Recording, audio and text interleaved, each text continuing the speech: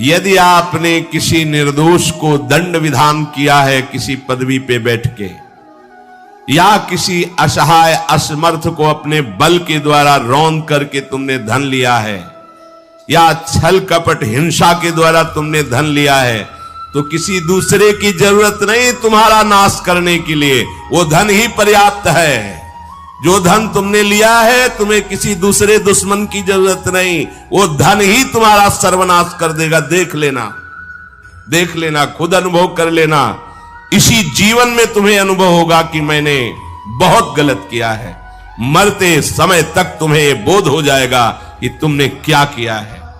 अभी नशा है तुम्हारे दिमाग में बल का, बुद्धि का, तो देख लो कुमार्गामी प्रवृत्तियों के द्वारा धन कमा के, पर जब इसका परिणाम आएगा तो रोते नहीं बनेगा, रोने लायक भी नहीं रहोगे, आंसू भी नहीं निकल पाएंगे, आह मचेगी हृदय में।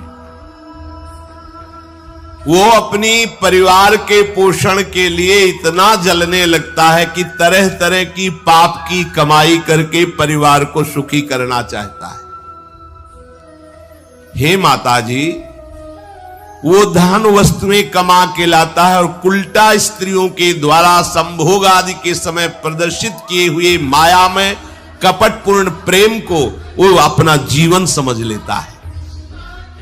बालकों की मीठी मीठी तोतली बानी में वो इतना फंस जाता है कि दुख प्रधान कपटपूर्ण कर्म करके उनकी कामनाओं को पूर्ण करना चाहता है।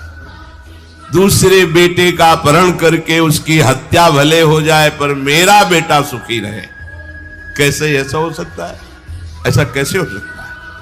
अगर किसी को तुमने 100 आंसू गिराए हैं तो 10,000 आंसू तुम तैयार रखो, तुम्हारे 10,000 आंसू गिरेंगे। तुमने किसी को अगर एक बार भी कटुवचन बोला है तो 10 बार तुम्हें कटुवचन सहना पड़ेगा।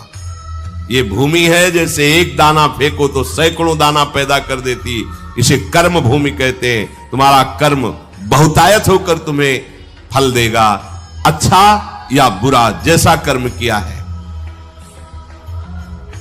अब वो सोचता है कि धन के द्वारा हम अपने और अपने परिवार के दुख का नाश कर लेंगे।